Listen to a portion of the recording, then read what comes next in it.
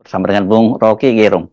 Bung Rocky Pilpres lalu dan kemudian hiruk pikuk Pilkada saat ini dan yang terbaru keputusan Anies Baswedan untuk membangun partai sendiri atau ormas sendiri karena dia tahu tidak ada partai yang berani mengusungnya begitu, membuat kita harus merenungkan kembali apa yang sedang terjadi dengan bangsa kita yang katanya demokrasi. Demokrasi kok kayak gini ya? Ya betul, kita memang harus bikin satu refleksi panjang dan mendalam tentang kondisi politik yang menyebabkan kita terperosok ke dalam sebutannya kedangkalan atau the banality of the politics, itu kedangkalan dalam berpolitik.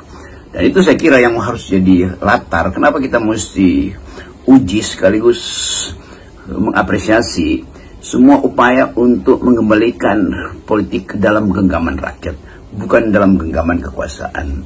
Kita dalam pilpres kemarin, lalu masuk dalam pilkada nanti, satu poin yang harus kita periksa benar-benar adalah kondisi politik kita di mana partai-partai sebagai institusi untuk merawat dan menghasilkan demokrasi justru dikangkangi oleh kekuasaan yang disebut oleh netizen sebagai tersandra, disandra oleh Raja Jawa atau disandra oleh sistem oligarki. Kan semua itu menuntun kita untuk mulai berpikir secara lebih akademis, lebih etis, lebih radikal untuk memungkinkan kita menemukan apa sebetulnya hakikat berpolitik.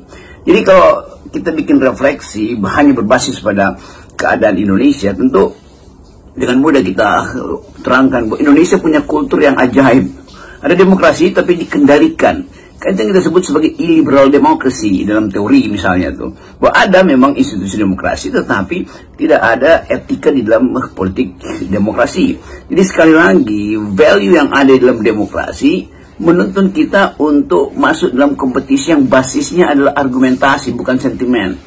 Argumen harus mendahului sentimen. Nah sekarang yang terjadi, sentimen itu membatalkan argumen. Apa akibatnya? Sentimen itu artinya mencegah orang-orang yang berpotensi untuk ikut dalam pertandingan karena yang punya sentimen takut untuk kalah atau memang ingin menyingkirkan lawan politik dengan cara-cara yang tidak rasional, dengan cara-cara yang tidak argumentatif. Jadi pertama kita kembalikan ide politik. Apa itu politik? Politik adalah peralatan untuk menghasilkan keadilan.